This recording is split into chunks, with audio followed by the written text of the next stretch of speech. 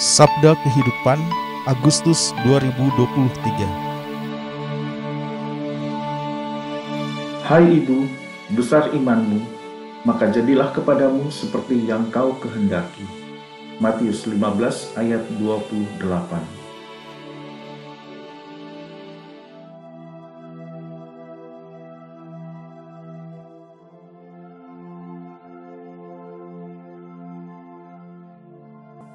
Yesus sedang menuju daerah Tirus dan Sidon, sebuah negeri asing.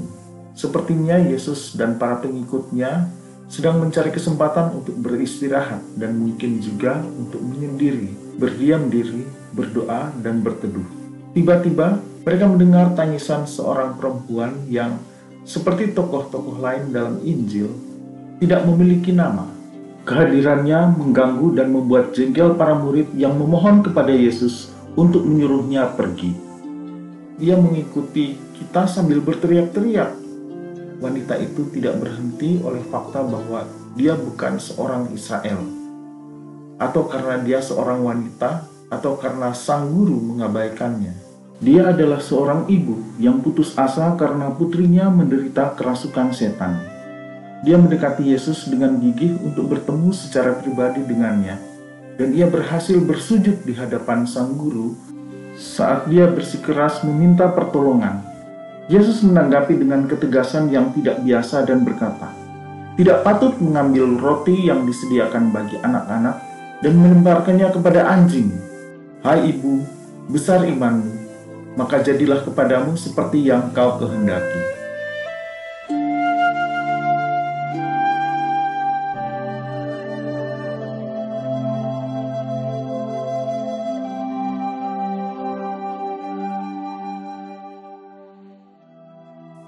Perempuan itu menerima penolakan tersebut. Dia memahami bahwa dunianya bukanlah bagian dari misi utama Yesus. Dia menerima bahwa Tuhannya bukanlah sebuah mesin yang membagikan rahmat, tetapi seorang bapa yang menginginkan hubungan sejati yang mengakui kemiskinan pribadinya. Sadar akan hal ini, perempuan itu menatap mata Yesus dan berkata, "Benar Tuhan, namun anjing itu makan remah-remah yang jatuh dari meja tuannya."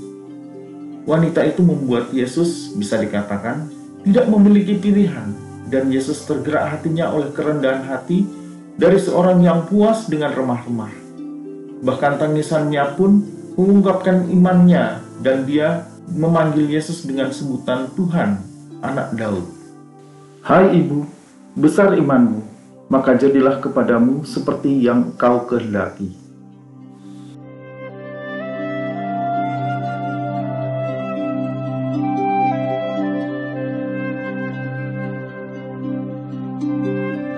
Imannya yang besar diabadikan dalam Injil berkat beberapa kata kerja.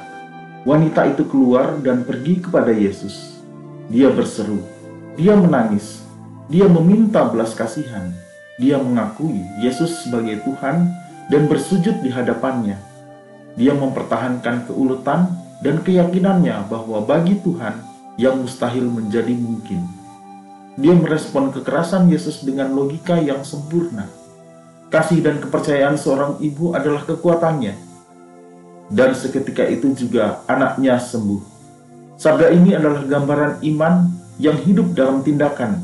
Dan pada saat yang sama, kata ini menunjukkan upaya dan perjalanan komunitas Kristiani perdana yang menjadi tujuan Matius dalam tulisannya, dalam membuka diri terhadap dunia non-Yahudi yang memiliki dan mencari iman. Hai ibu, besar imanmu, maka jadilah kepadamu seperti yang kau kehendaki.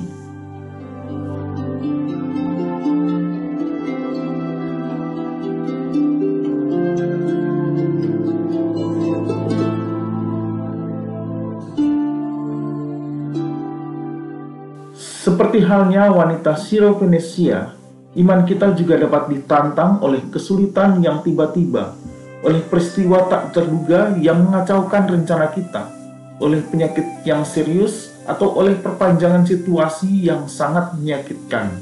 Dan dapat kita tambahkan oleh tidak adanya perdamaian di dunia, oleh ketidakadilan struktural, oleh planet yang sakit parah, atau oleh konflik dalam keluarga dan masyarakat. Dan salah satu kelemahan kita mungkin adalah kurangnya ketekunan dan iman yang total. Allah mengizinkan iman kita untuk melewati situasi-situasi yang sulit dan terkadang tidak masuk akal. Ia ingin memurnikannya. Ia ingin melihat apakah kita benar-benar tahu bagaimana menyerahkan diri kita kepadanya. Percaya bahwa kasih-Nya jauh lebih besar daripada rencana-rencana, keinginan, atau harapan kita. Hal ini terjadi pada Salibah. Sepertinya dia harus meninggalkan kotanya Homs Suriah dan orang tuanya yang sudah lanjut usia. Ayahnya adalah seorang tukang kaca dan tokonya telah hancur selama perang dan juga kotanya. Seperti anak muda lainnya, Salibah berpikir bahwa dia harus membangun peluang baru di tempat lain. Tetapi dia tidak menyerah. Dia baru berusia 22 tahun dan memiliki tekad yang kuat untuk membantu bangsanya yang sedang menderita. Dia memanfaatkan kesempatan yang ditawarkan kepadanya oleh sebuah proyek bernama Restart untuk membuka minimarket miliknya sendiri di mana warga masyarakat dapat membeli keju, yogurt, dan mentega buatan ibunya sendiri, serta kacang-kacangan, minyak, rempah-rempah, dan kopi. Dia sudah memiliki kulkas dan generator listrik. Pada hari-hari ketika toko tersebut tutup, dia dan ayahnya yang sudah lanjut usia membagikan sekeranjang makanan kepada keluarga-keluarga yang membutuhkan. Hai ibu, besar imanmu, maka jadilah kepadamu seperti yang kau kehendaki.